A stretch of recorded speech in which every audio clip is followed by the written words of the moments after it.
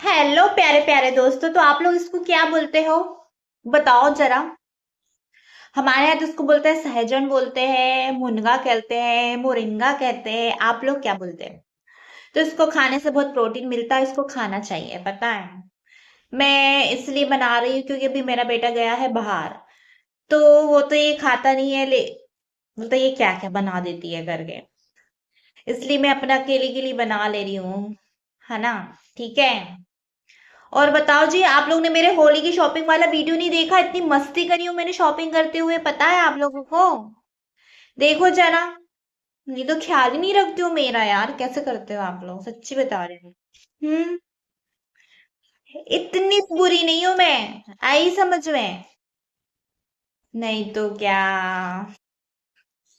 चलिए, अपना ख्याल रखो। और ऐसे ही मेरे चैनल को लाइक करना, कमेंट करना और मुझे सब्सक्राइब करते जाना। Bye bye.